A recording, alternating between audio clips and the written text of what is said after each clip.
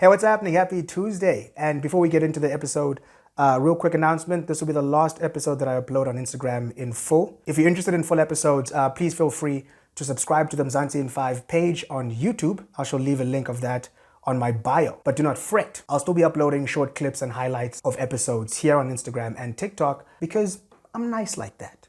I'm cool like that. Hear the news. According to an investigation conducted by the Sunday Independent, Besta allegedly paid 5 million rands to at least 9 prison wardens to aid in his prison escape last year. The Ugandan government has come under a lot of criticism from the UN and many other international human rights groups after it passed its 2023 anti-gay bill. And a Dutchman has been sued for donating too much sperm and consequently fathering 550 children. Let's get into it. My name is Toto Marengula. It's Mzansi in 5.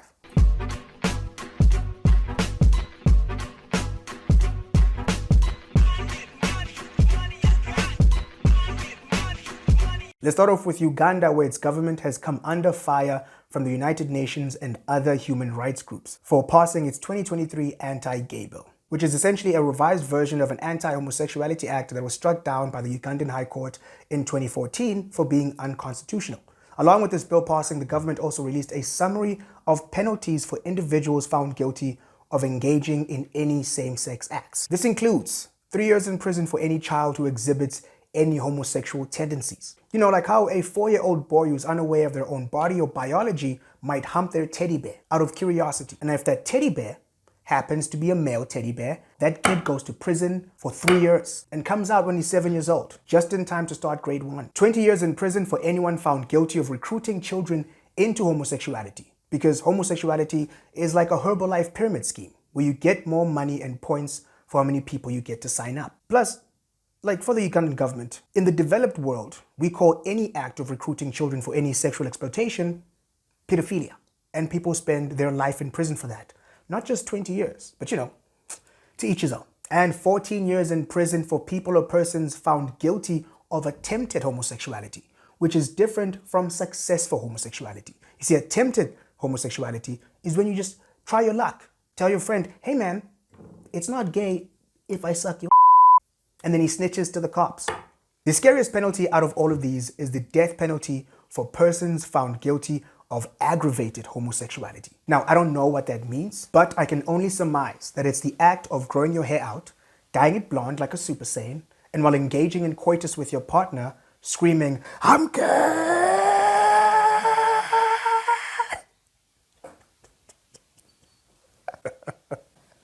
I also think the irony of this anti-gay bill is totally lost on the Ugandan government. You're going to take men who like to sleep with other men and then lock them up in a place where men like to sleep with other men. Like, I love fried chicken. If South Africa passed an anti-fried chicken law, with the penalty being 20 years in prison at a KFC, I'd start fucking chickens. Moving on. Cool, we're going to talk about convicted rapist and murderer and currently a fugitive, Besta. Now, a lot more information surrounding his escape has surfaced in the last 48 hours. The Sunday Independent conducted an extensive investigation in May last year after Besta's body had been found to be burnt beyond recognition. With assistance from 5 whistleblowers, including prison guards, fellow inmates, and one former associate of Besta, the Sunday Independent was able to ascertain that Besta paid about 500,000 rands to at least 9 prison wardens each to aid in getting him across the border to Zimbabwe, where he could lay low until things sort of simmered down. The mastermind of this escape being, allegedly, Senohe Matswara. I still can't say it right, I don't know. The homie that bought himself a 600,000 rand car for cash on a 110,000 rand a year salary. Makes mathematical sense. Now, I mentioned in the previous episode that Matswara was supposed to be off duty on the night that Besta escaped, but surprisingly reported to work that evening. The Sunday Independent also made the Department of Correctional Services aware that Besta had faked his death to escape from the Mangaung maximum security prison. Now, with the help of officials, they made a list of questions that they sent to the department in May of last year, with the most poignant question being, how does an inmate get access to petrol inside his cell? Because you can put a cigarette up your butt, you know what I mean? Put some weed up your butt, smuggle that shit in. But you can't do that with petrol because I'm not in prison. I make good money for my age. I can't get access to petrol. It's too expensive. Like 1 liter of petrol is now more expensive than bread. It's like liquid gold. And depending on how long your driveway is, 1 liter of petrol can only get you from your garage to your gate, which is absurd. It costs 23 Rand to start your car and drive to the gate. I will say this though.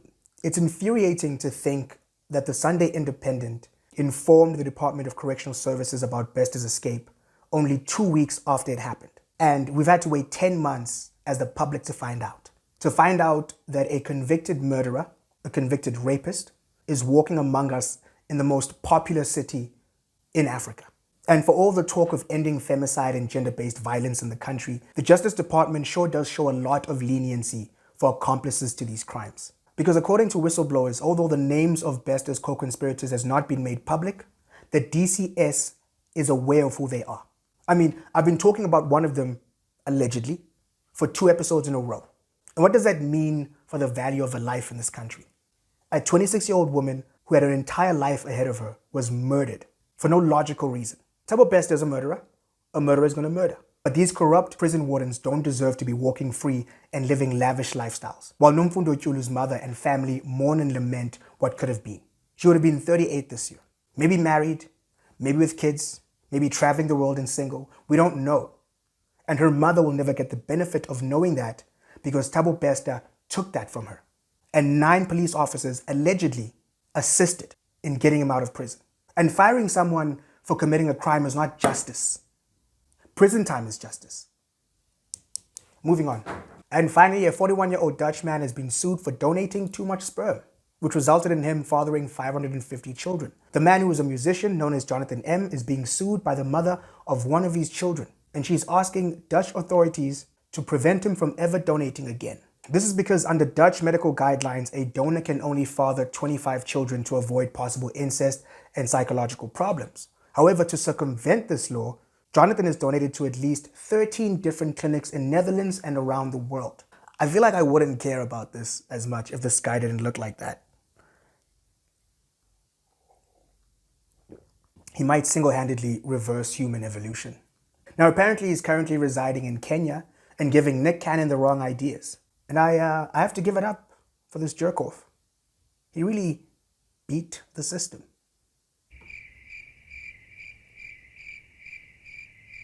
Thank you so much for watching. My name is Tuta Marangula, and this has been Mzansi in 5. I'm gay!